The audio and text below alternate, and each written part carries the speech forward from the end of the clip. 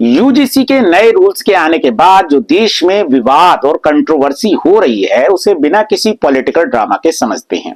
UGC ने 2026 में नए एंटी डिस्क्रिमिनेशन रूल्स नोटिफाई किए हैं, लेकिन पहले इन रूल्स का बैकग्राउंड समझ लेते हैं। रोहिल वेमुला एक पीएचडी स्कॉलर और पायल तांडवी मुंबई की एक डॉक्टर, दोनों ने कास्ट बेस्ड डिस्क्रिमिनेशन की वजह से सुसाइड कमिट कर लिया था, जिसके बाद इनकी फैमिली सुप्रीम कोर्ट गई। सुप्रीम कोर्ट ने यूजीसी को क्रिटिसाइज किया कि आप कास्ट बेस्ड डिस्क्रिमिनेशन को रोक नहीं पा रहे हैं, जिसके लिए आपको प्रॉपर रूल्स बनाने की जरूरत है। और इसीलिए यूजीसी 2026 में इन रूल्स को लेकर आई है। ये रूल्स किस पर लागू होंगे?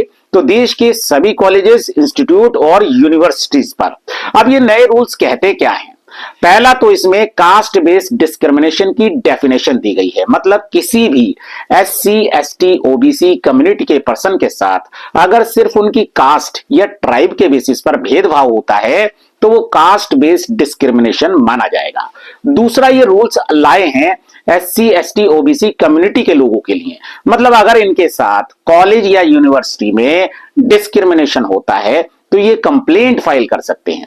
अच्छा, अब ये कंप्लेंट कहां फाइल करेंगे? तो इसके लिए हर कॉलेज, यूनिवर्सिटी में इक्वल अपॉर्चुनिटी सेंटर बनाया जाएगा, जिनका काम होगा कंप्लेंट को रिसीव करना और डिस्क्रिमिनेशन को रोकना।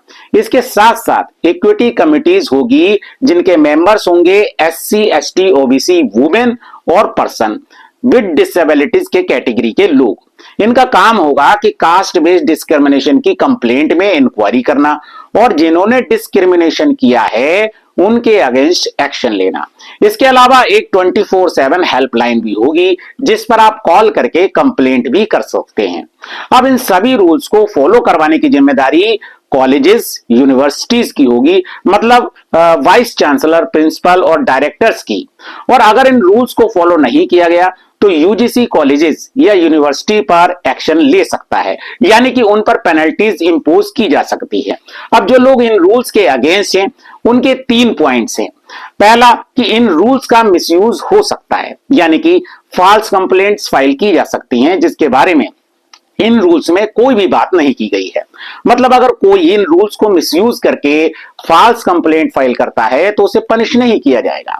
दूसरा कि इन रूल्स में से जनरल कैटेगरी वाले स्टूडेंट्स को बाहर क्यों रखा गया है? मतलब अगर उनके साथ डिस्क्रिमिनेशन हुआ या उन्हें परेशान किया गया तो वो इन रूल्स के अकॉर्डिंग कंप्लेंट फाइल नहीं कर सकते। और तीसरा ये कि जो कंप्लेंट कमेटी बनाई गई है उसमें जनरल कैटेगरी के स्टूडेंट्स का प्रेजेंटेशन, उनका प्रतिनिधित्व क्यों नहीं है? तो इसीलिए इन रूल्स को चैलेंज करते हुए माननीय सुप्रीम कोर्ट में 2 पिटीशंस फाइल हुई हैं। पिटिशनर का यह भी कहना है कि क्या कास्ट बेस्ड डिस्क्रिमिनेशन सिर्फ एससी, एसटी, ओबीसी के साथ होता है? मतलब अगर कोई non SC, ST, OBC person है और उसके साथ कास्ट डिस्क्रिमिनेशन हुआ तो उसके पास इन रूल्स का प्रोटेक्शन नहीं है, तो ये रूल्स जनरल कैटेगरी के स्टूडेंट्स को प्रोटेक्शन क्यों नहीं दे रहे हैं? पिटीशन में डिमांड भी ये भी किया गया है कि कास्ट बेस्ड डिस्क्रिमिनेशन को कास्ट न्यूट्रल रखा जाए, ताकि हर एक इंसान को प्रोटेक्शन मिल सके, चाहे वो किसी भी कास्ट से बिलोंग करता हो। अब देखना यह होगा कि सुप्रीम कोर्ट इस पर क्या स्टैंड लेता है।